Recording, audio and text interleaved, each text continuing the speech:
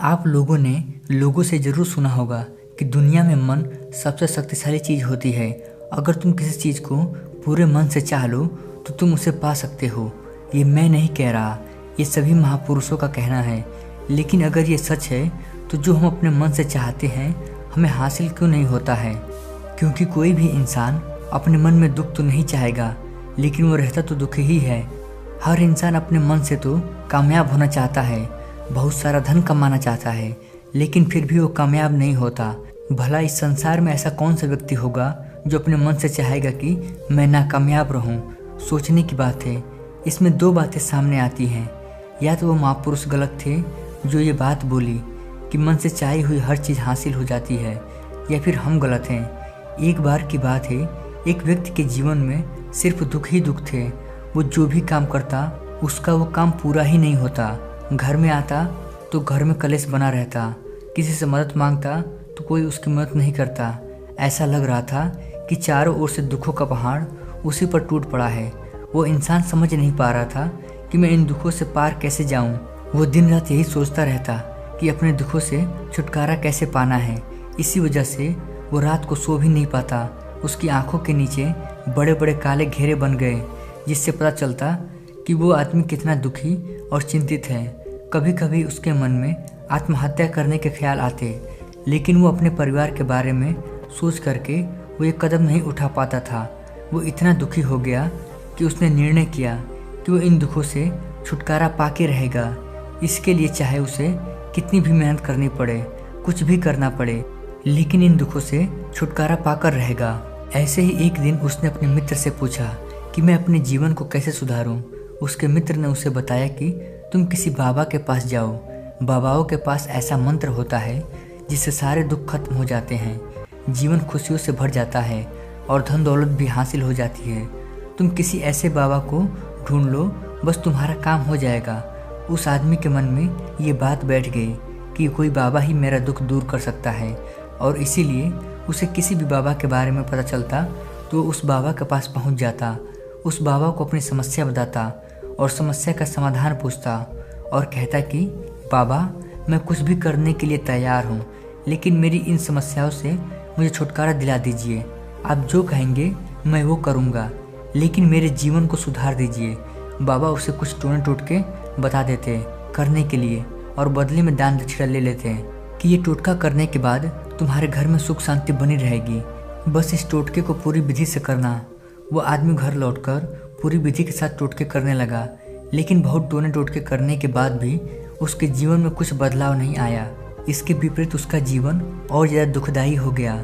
जो भी बाबा उसको टोना टोटका देता था वो बदले में उससे दान दक्षिणा लेता, जिससे उसका धन भी धीरे धीरे खत्म हो रहा था। इससे उसके जीवन में दुख और ज़्यादा बढ़ गए। तब उसे लगा कि बाबाओं के पास जाने से तो मेरे जीवन में दुख कम होने के बजाय और बढ़ते ही जा रहे हैं। तो मुझे क्या करना चाहिए? बाबाओं के पास जाऊं या ना जाऊं? फिर एक व्यक्ति ने उसे बताया कि तुम अपने घर में किसी पंडित को बुलाकर हवन करवा लो। हवन होगा, घर शुद्ध हो जाएगा। कोई बुरी ऊर्जा होगी घर में, वो घर से बाहर चली जाएगी। किसी पंडित को बुलाकर पूरी विधि विधानों से मंत्र उच्चारण करवाओ, हवन करवाओ, जिससे घर में सुख शांति आए। उस आदमी के मन में ये बात बैठ गई और उसने एक पंडित को अपने घर बुलाकर हवन करवा दिया। हवन अच्छी तरह से संपन्न हुआ। बदले में पंडित ने भी अच्छी दान दक्षिणा ली। उसके बाद वो वहाँ से चला गया। लेकिन कुछ दिनों के बाद उस आदमी को महसूस हुआ कि उसके जीवन में अब भी कोई अंतर नहीं आया है। अब वो आदमी पूरी तरह से दुखी हो गया और ज़्यादा परेशान हो गया। अब तो उसे लगने लगा था कि मेरे जीवन से दुख कभी ख़त्म नहीं होंगे, और यही सोच सोचकर उस आदमी का बुरा हाल हो गया था। फिर एक दिन उसे किसी से एक ऐसे फ़कीर के बारे में पता चला कि जो समाधान बताने के लिए कोई दान दक्षिणा नहीं लेता था। उस आदमी को लगा कि ये फ़कीर दूसरे बाबाओं की तरह नहीं हो सकता, क्योंकि ये दान दक्षिणा तो लेता ही नहीं। अगर दान दक्षिणा नहीं लेता तो सच में ये कोई सिद्ध फ़कीर होगा। और यही सोचकर वो उस बाबा के पास पहुंच जाता है। जब वो आदमी वहां पर पहुंचता है तो वो फ़कीर ध्यान में बैठे हुए थे। ये देखकर वो आदमी वहीं पर चुपचाप बैठकर ध्यान से बाहर आने का इंतज़ार करने लगता है। थोड़ी देर बाद फ़कीर ने आंखें खोली तो सामने एक दुखी और परेशान युवक को बैठे देखा। वो उसके आंखों के नीचे काले घेरे देखकर ही समझ गया कि ये आदमी अपने जीवन से कितना परेशान है। उसे संबोधित करते हुए फकीर ने पूछा कि राजन, क्या चाहते हो? इस फकीर के पास क्या लेने आए हो? उस आदमी ने कहा, हे महात्मा, मैं अपने जीवन से बहुत परेशान हूँ। मैं इन दुखों को दूर करने के लिए बहुत उपाय किए, हर वो तरकीब करके देखी जिसने जैसे मुझे बताई, लेकिन मेरे जीवन में दुखों में कोई कमी नहीं आई।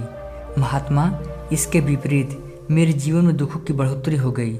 मुझे समझ नहीं आ रहा है कि मैं क्या करूं। कभी कभी तो आत्महत्या करने की सोचता हूं, लेकिन अपने परिवार का सोचकर ये कदम नहीं उठा पाता। मैंने आपके बारे में बहुत सुना है तथागत, और बड़ी आशा के साथ आपके पास आया हूँ। कृपया करके मुझे ऐसा कोई मार्ग बताइए जिससे मुझे अपने दुखों से छुटकारा मिल जाए। मैं अपने दुखों से छुटकारा पाने के लिए कुछ भी करने को तैयार हूँ। आप मुझे कोई भी रास्ता बताइए, चाहे वो रास्ता कितना भी कठिन क्यों ना हो, मैं उसको पार करके रहूँगा। फकीर ने महसूस किया कि यह आदमी तो सच में बहुत परेशान है। फकीर ने उसकी बात सुनकर कहा, राजन, दुखों को दूर करने के लिए मंत्र ऐसे ही नहीं मिलते। मंत्र पाने के लिए कुछ करना पड़ता है। ये सुनकर उस आदमी ने सोचा, ये फकीर भी मुझसे दान दक्षिणा ही मांगेंगे। लेकिन और कोई रास्ता ना होने की वजह से उस आदमी ने कहा कि हे महात्मा, आपको जितना भी दान दक्षिणा चाहिए मैं देने के लिए तैयार हूँ, लेकिन आपका मंत्र सच्चा होना चाहिए, वो पूरा होना चाहिए, उसका फल मुझे मिलना चाहिए। उसके बाद आप जो भी दान दक्षिणा लेना चाहते हैं मैं आपको दे दूँगा। फकीर ने कहा, दान दक्षिणा तो बहुत छोटी सी चीज़ है, मुझे वो नहीं चाहिए। इस पर वो आदमी सोचकर बोला, हे महात्मा, मैं अंगारों पर भी चलने को तैयार हूँ, आप मुझे बस आज्ञा दीजिए। फकीर ने कहा, अंगारों पर चलने वाली छोटी चीज़ मैं तुमसे नहीं कराने वाला। मैं जो तुमसे कराने वाला हूँ वो बहुत कठिन मंत्र है, उसे पूरा कर पाओगे? आदमी ने कहा, महात्मा, आप मुझे बताएं तो सही, करना क्या होगा? मैं कुछ भी करने को तैयार हूँ। ये सुनकर फकीर ने उससे कहा कि यहाँ से जब तुम अपने घर जाओ तो रास्ते में अपने मन में ये दोहराते जाना कि मैं सुखी हूँ, मैं सुखी हूँ, मैं सुखी हूँ। बार बार अपने मन में यही दोहराना, और याद रहे जुबान पर ये नहीं आना चाहिए, ये सिर्फ मन में दोहराना है। ये सुनकर वो आदमी बोला, महात्मा, बस इतनी सी बात, ये तो मैं बहुत आसानी से कर लूँगा, लेकिन इससे होगा क्या? फकीर बोले, इस मंत्र को करके देखो। वैसे तुमने इतने बाबाओं के मंत्र किए हैं, तो इस मंत्र को भी करके देख लो। उस आदमी ने सोचा कि फकीर तो कोई दान दक्षिणा तो ले नहीं रहा, और छोटा सा मंत्र है, इसे तो मैं कर ही लूँगा। वो बोला, ठीक है महात्मा, मैं ये मंत्र जरूर करूँगा। वो आदमी ये कहकर वहाँ से उठकर जाने लगा, लेकिन जैसे ही वो चलने लगा, पीछे से फकीर ने कहा कि बेटा, एक बात याद रखना, जब तुम ये मंत्र दोहराओ तो तुम्हारे मन में बंदर का विचार नहीं आना चाहिए, बंदर का ख्याल भी नहीं आना चाहिए, तभी ये मंत्र सिद्ध होगा। वो आदमी बोला, मुझे तो आज तक बंदर का कोई विचार नहीं आया, तो भला अब क्यों आएगा? आप चिंता मत करें महात्मा, मैं बस मन में यही दोहराता रहूँगा, मैं सुखी हूँ, मैं सुखी हूँ। इसके अलावा बंदर का कोई विचार मेरे मन में नहीं आएगा। ये कहकर वह आदमी वहाँ से चला गया। वो अपने मन में मैं सुखी हूँ, मैं सुखी हूँ ये दोहराता हुआ थोड़ी ही दूर चला था कि उसके मन में अचानक बंदर का ख्याल आ गया। बंदर का ख्याल एक बार आया और चला भी गया, लेकिन उस आदमी ने सोचा कि आज तक तो बंदर का मुझे कोई विचार नहीं आया, ये आज बंदर का विचार क्यों आ गया? और ऐसे करके वो बंदर के विचार को पकड़ लिया। वो ये भूल गया कि मुझे क्या मंत्र दोहराना है, और वो बंदर के बारे में सोचने लगा। जब थोड़ी देर बाद उसे फिर होश आया तो वो फिर से वही मंत्र दोहराने लगा जो फकीर ने उसे बताया था, मैं सुखी हूँ, मैं सुखी हूँ। तभी अचानक उसके सामने एक बंदर दिखाई दिया, और ये देखकर उसके मन में बंदर का विचार आ गया, और वो अंदर से इस विचार को बाहर फेंकना चाहता था। वो चाहता था मेरे अंदर किसी भी तरह बंदर का विचार ना आए, लेकिन उसके तो सामने बंदर ही दिखाई दे गया। ऐसे ही करते करते वो घर पे पहुंच गया, और घर पे पहुंचने के बाद अपनी पत्नी को कहा, हे बंदरिया, मुझे खाने में बंदर परोस दो। और जब उसे एहसास हुआ कि उसने क्या बोला है तो वो अपने बाल नोचने लगा। वो दीवारों में सर मारने लगा कि आज तक बंदर का मुझे कोई विचार नहीं आया, और आज ये मुझे क्या हो गया है कि मुझे हर जगह बंदर ही बंदर नज़र आ रहे हैं। ये कैसी माया है? ये सोच सोचकर वो आदमी रात भर सो नहीं पाया, और सुबह उठकर सीधे उस फकीर के पास पहुंच गया और उनके चरणों में गिरकर कहा, हे महात्मा, पता नहीं क्या हो गया, आज तक मुझे बंदर का कोई विचार नहीं आया, लेकिन कल से जब से आपने कहा बंदर का विचार नहीं आना चाहिए, तब से मुझे हर जगह बंदर ही बंदर नजर आ रहे हैं। उस आदमी ने आगे कहा, महात्मा जी, मुझे आपके पीछे पेड़ पर बैठा बंदर भी केला खाता हुआ दिखाई दे रहा है। ये मेरे साथ क्या हो रहा है? ये सुनकर फकीर हंसने लगा। हा हा हा, बेटा, मन का जाल एक ऐसा जाल है जिसे समझ पाना इतना आसान नहीं है। बंदर तो तुम्हारे रास्ते में पहले भी आते थे। जब तुम मेरे पास आए थे, इन्हीं पेड़ों पर ये बंदर घूम रहे थे, लेकिन तब तुम्हारे ध्यान में ये बंदर नहीं था। तब तुम्हारे ध्यान में सिर्फ अपने दुख थे। इसके बाद फकीर ने उसे बताया कि हम जिस चीज़ से भी दूर भागना चाहते हैं, वही चीज़ हमारे मन में बहुत गहरे में प्रवेश हो जाती है। वो हमारे अंतर मन में समा जाती है। असल में हम जिस चीज़ से छुटकारा पाना चाहते हैं, उसे छुटकारा इसलिए पाना चाहते हैं कि वो हमारे साथ बहुत गहरे से जुड़ी हुई है, और उससे हम जितना ही छुटकारा पाना चाहते हैं, वो उतनी ही हमारे मन में बैठती चली जाती है और अंततः हमारे अंतर में छा जाती है। ऊपर से तो हम चाहते हैं सुखी होना, कि मैं सुखी हूँ, मैं सुखी हूँ। हमारे होठ भी यही बोलते रहते हैं, लेकिन हमारे मन में दुख समाये होते हैं। इसीलिए अपने मुख से बार बार ये बोलने से मैं सुखी हूँ, मैं सुखी हूँ, हम सुखी नहीं होंगे जब तक ये मंत्र हमारे अंतर्मन में नहीं जाएगा।